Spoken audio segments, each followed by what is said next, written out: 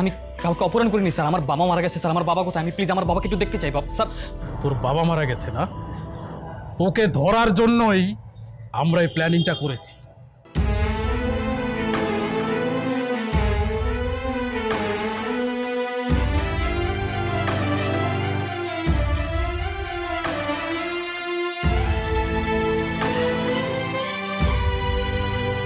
আয়, নিয়ে চলো ওকে।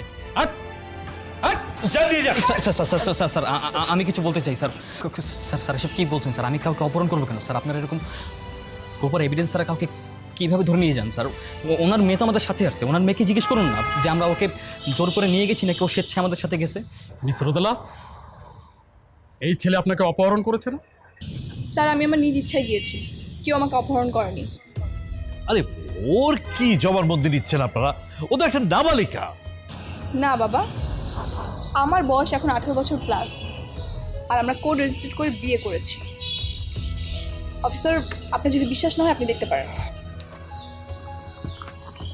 আর বাবা, তুমি যদি এখন আমার হাজবেন্ড কিংবা আমার শ্বশুরবাড়ি কাউকে কোনো অপদস্থ করার চেষ্টা করো, তাহলে কিন্তু আমি তোমার বিরুদ্ধে মামলা করব। এই কি বলছে এই মেয়েটা? ও ও আমার বিরুদ্ধে মামলা করবে? ওর মাথা তো খারাপ হয়ে গেছে।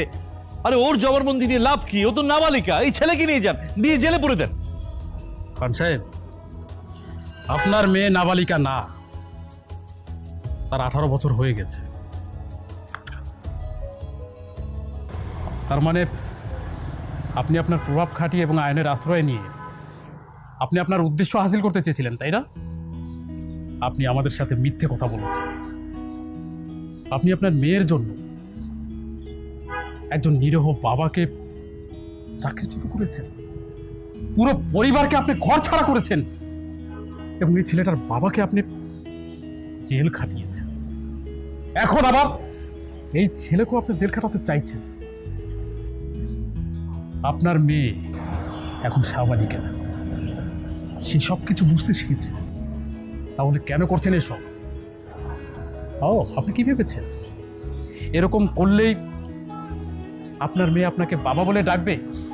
কখনোই না। খান সাহেব, আপনি তো আপনার মেয়েকে বিজয়ের সাথে বিয়ে দিবেন।